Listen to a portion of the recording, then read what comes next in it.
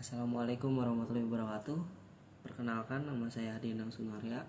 Saya dari Universitas Bina Sarana Informatika dari kelas 19 4A24 dengan NIM 19215052. Nah, di sini saya akan menjelaskan perbedaan penelitian dari penelitian kuantitatif dan penelitian kualitatif. Nah, yang pertama, perbedaan dari metode penelitian kuantitatif dan kualitatif itu juga dari tujuan penelitian itu sendiri. Dari pertanyaan-pertanyaan kuantitatif yang diajukan, peneliti bisa menggunakan data yang struktur secara objektif. Sementara itu, tujuan dari penelitian kualitatif adalah untuk mendapatkan pemahaman mendalam tentang suatu fenomena melalui analisis naratif dan deskriptif yang digali detail. Nah, yang kedua, dari metode penelitian kuantitatif mengumpulkan data yang terstruktur melalui instrumen pengukuran seperti kuesioner atau observasi sistematis.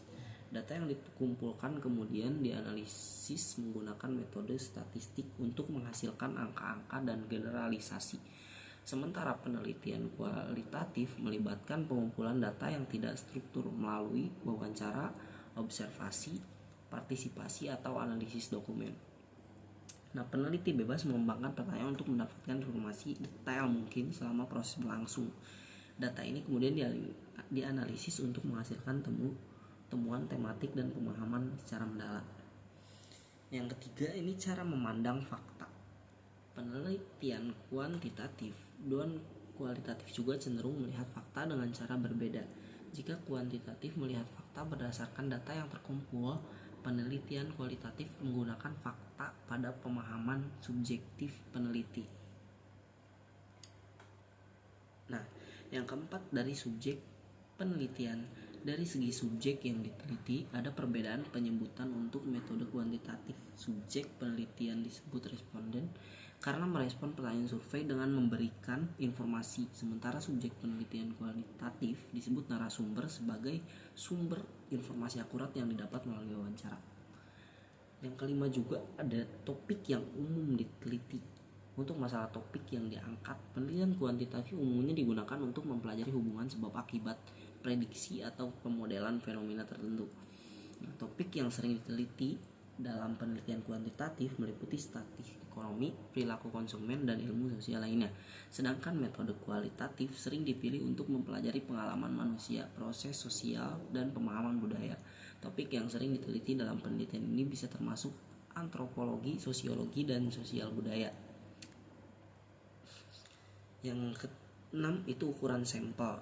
Nah, penelitian kuantitatif umumnya menggunakan ukuran sampel yang lebih besar untuk menghasilkan generasi yang lebih luas. Ini lantaran sampel yang beragam dan luas dianggap mampu mewakili seluruh populasi yang diteliti.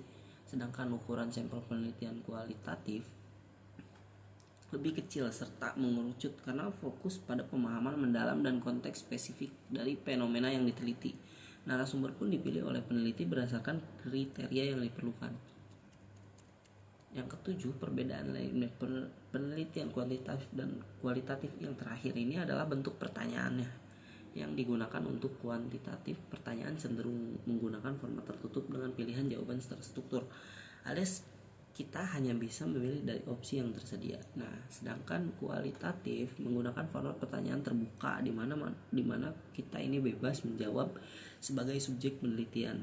Kita punya ruang untuk menggapai secara mendalam dan rinci. Biasanya akan dipakai kata jelaskan, mengapa, atau bagaimana pendapat Anda dalam pertanyaannya.